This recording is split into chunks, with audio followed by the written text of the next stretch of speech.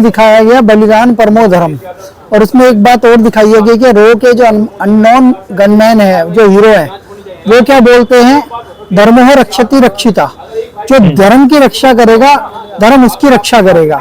तो इस फिल्म के माध्यम से वही दिखाया गया। रणवीर सिंह जो है लास्ट में जो अपने परिवार के पास जाते हैं, वो उसमें क्या लिखा आता है, बलिदान परमो धर्म। जो हमारे सैनिक है या अननोन हीरो है, उनके तो नाम भी कोई नहीं जानता था। धुरंधर की वजह से कम से कम हम कुछ चेहरों को देख तो पा रहे हैं। उसने पूरी खलबली मचा रखी है पाकिस्तान में। सिर्फ पाकिस्तान ही नहीं, दुबई में भी ये फिल्म बंद है। दुबई से लोग आके भारत में फिल्म देख रहे हैं टिकट बुक करके, आप सोच के देखो। तो यह फिल्म की कलेक्शन 72 घंटे में मैंने सुना था 400 करोड़ रुपए कमा चुकी है, और वर्ल्ड वाइड कलेक्शन इसकी 600 करोड़ से ज्यादा हो चुकी है। तो ऐसी फिल्म ना भूतो ना भविष्यति अभी तक बनी नहीं। और ये जो आदित्य धर है, कश्मीरी पंडित है, कश्मीरी पंडितों को गर्व की अनुभूति कराई, पूरे भारत को गर्व की अनुभूति कराई। और ये आदित्य धर एरा शुरू हो गई है, ये आदित्य धर का एक युग शुरू हो गया है, जिसमें हिंदुत्ववाद है, जिसमें राष्ट्रवाद है, जिसमें सनातन है। और जो मुस्लिम परस्त थे 70 साल में कांग्रेस का प्रोपेगेंडा था, जो खान ब्रदर्स का प्रोपेगेंडा था, जिहाद का प्रोपेगेंडा था, उसे बस्ट कर दिया 6 महीने में ही। 6 महीने में धुरंधर द रिवेंज, धुरंधर पार्ट 2 बना के इन्होंने पूरा प्रोपेगेंडा इनका बस्ट कर दिया है। इसीलिए पेट में दर्द हो रहा है, इसीलिए पाकिस्तान में ये बैन हो रही है। अच्छा, उसमें अतीक को भी दिखाया गया है, तो क्या सच में ऐसा हुआ होगा कि आईएसआई से अतीक के संबंध दिखाए गए? अतीक ने खुद स्वीकार किया आईएसआई से संपर्क थे, और जो नकली नोट थे उसकी वो सर्कुलेशन करता था।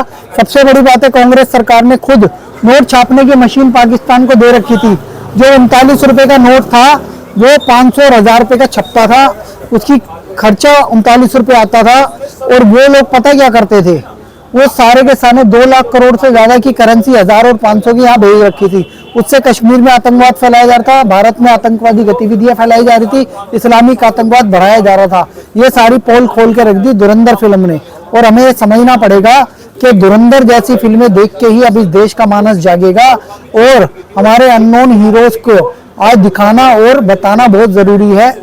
ऐसे ही फिल्में बनती रही, जैसे सनी देओल एक समय पे सुपर डुपर हिट थे, रणवीर सिंह भी सुपर डुपर हिट हो गए।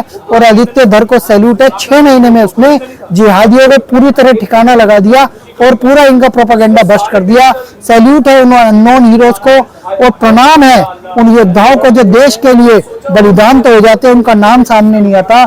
हम चाहते हैं कि हम ऐसा चाहते हैं सरकार से कि उनको भी श्रद्धांजलि दी जाए, उनको भी पुष्पांजलि दी जाए। अच्छा, दीपिका पादुकोण और रणवीर सिंह पति पत्नी हैं। दीपिका पादुकोण ने छपाक मूवी बनाई थी और वो जाकर के सीए के आंदोलन में भी खड़ी हुई थी आकर के। तो ऐसा तो नहीं है कि परिवार में भी इनमें आपस में फूट हो जाए? क्या लगता है? कोई फूट नहीं होगी, संगत की रंगत होती है। दीपिका पादुकोण के पीआर वाले जेएनयू छाप थे, इनके साथ आज राष्ट्रवादी हिंदुत्ववादी खड़े हैं।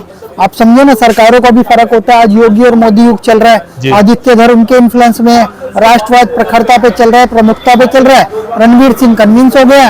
अब दीपिका पादुकोण तो बात अपने पति की बात मानेगी ना। दीपिका पादुकोण सिंह है वो, तो आज रणवीर सिंह को राष्ट्रवाद की फिल्म बनाते हैं, उन्हें भी गर्व होना चाहिए और गर्व ही होगा। मुझे लगता है छपाक के नाम पे उनके चेहरे पे जो कलंक लगा था, कालिक लगी थी, वो धुरंधर ने मिटा दी है। सनातन समाज को, सनातन धर्म अवलंबियों को क्या आप संदेश देना चाहेंगे? सनातनी को, हर प्रत्येक सनातनी को देखनी चाहिए फिल्म कि हमारे भारत के जो हीरो हैं वो पाकिस्तान में कैसे जिहादियों की बैंड बजाते हैं। और हमें आज तक डॉन दिखाया गया दाऊद इब्राहिम को, लेकिन असली हीरो तो हमारे योद्धा हैं। दाऊद इब्राहिम की क्या औकात है। मोदी के आने के बाद दाऊद इब्राहिम का पूरा प्रोपेगेंडा बस्ट हो गया। उसके हजारों करोड़ों रुपए बॉलीवुड में लगे हुए थे। खान ब्रदर्स को दिखाया जाता था, सलमान खान, शाहरुख खान, आमिर खान, इनको हीरो बना के दिखाया जाता था, जबकि ये जीरो थे। पीवीआर के एक स्टाफ के व्यक्ति से मेरी बात हुई, मैंने कहा 100 करोड़ कलेक्शन कैसे हो जाता है इनकी फिल्म के? कहते पूरा थिएटर खाली है, काले धन को गोरा करने का काम है इनका, ब्लैक मनी को व्हाइट करने का ये काम करते हैं। दाऊद इब्राहिम का प्रोपेगेंडा चलता था, तब तक कांग्रेस भी खुश थी, लेकिन आज अतीक अहमद को आतंकी को दिखाया जा रहा है और पाकिस्तान को बैंड बजाया जा रहा था। इनके पेट में दर्द हो रहा है, क्योंकि कांग्रेस खुद पाकिस्तान की प्रवक्ता पार्टी है।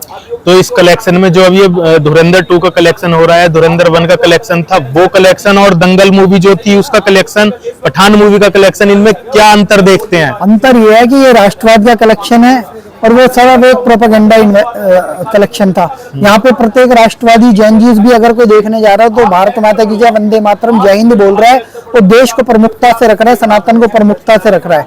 और उनके में क्या होता था, एजेंडा, प्रोपेगेंडा और देश को, धर्म को बिगाड़ने की बात है। अच्छा, इस तरीके की मूवी देखने के बाद हमें पता लगता है कि एजेंट किस तरह से, किस रूप में रह सकते हैं किसी भी कंट्री में। वो करते हैं। जो हमारे देश में 5 करोड़ बांग्लादेशी हैं, तो उनमें कैसे देश सुरक्षित है अंदर? देखो, ये रॉ का जो हीरो है वो दिखाई हीरोइज्म, लेकिन ये तो अनपढ़ गवार पंचर छापा, ये तो स्लीपर सेल बन के काम करते हैं। अभी सेना की गतिविधियां दिखा रहे थे ISI को, तो यह सब तो गद्दार है, इन पे भरोसा नहीं किया जा सकता। मोदी सरकार इनको डिपोर्ट करे। ये 5 करोड़ लोग इस देश पे बोझ भी है, और इनमें से बहुत सारे आतंकवादी है, वो कभी रोड जाम करते हैं, कभी आतंकवाद कराते हैं। जो 5 करोड़ हैं उनमें से भी तो एजेंट हो सकते हैं ना, अलग अलग कंट्रियों के। मैं कह तो रहा हूँ इन्हें डिपोर्ट करो। ये तो मुस्लिम जिहादी जो आतंकवादी हैं, वो तो वैसे भी, अगर वो एजेंट वैसे भी ना हो तो उनका दिल तो पाकिस्तान के लिए, उम्मा के लिए धड़कता है, मुस्लिम ब्रदरहुड के लिए धड़कता है, आज खामनेई के लिए धड़क रहा था।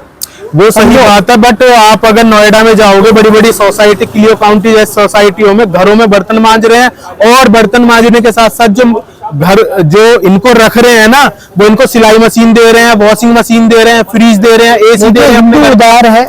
हाँ। अगर वो आज आपके घर में भी कोई काम करेगा, आप उसे भी दान दक्षिणा दोगे। हिंदुओं का एक स्वभाव होता है किसी की मदद करो, पर किसी के चेहरे पे तो नहीं लिखा ना बांग्लादेशी है। तो सरकार को सोचना चाहिए, एजेंसियों को सोचना चाहिए, पुलिस को सोचना चाहिए कि विदेशी नागरिक यहाँ कैसे रह रहा है।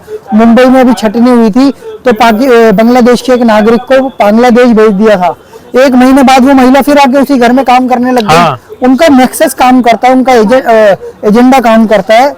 तो मैं बता रहा हूँ, भारत की जो लचर व्यवस्था, न्याय व्यवस्था, कानून व्यवस्था, ये अभी एक रोड़ा बन रही है देश की प्रगति में। ये विदेशियों को पाल रहे हैं, भारत के लोगों को दुत्कार रहे हैं। वो लोग हमारे काम धंधे खा रहे हैं, वो लोग हमारी जमीन पे लैंड जिहाद कर रहे हैं, वो यहाँ पे स्लीपर सेल बन के, एजेंट बन के आतंकवादी हमले कर रहे हैं, या देश की सुरक्षा के लिए खतरा बन रहे हैं। तो हमें इन्हें रोकना चाहिए। आज बांग्लादेश में पश्चिम बंगाल की मुख्यमंत्री कहती है 1 सेकंड में हिंदुओं को मरवा दूंगी एक कम्युनिटी द्वारा।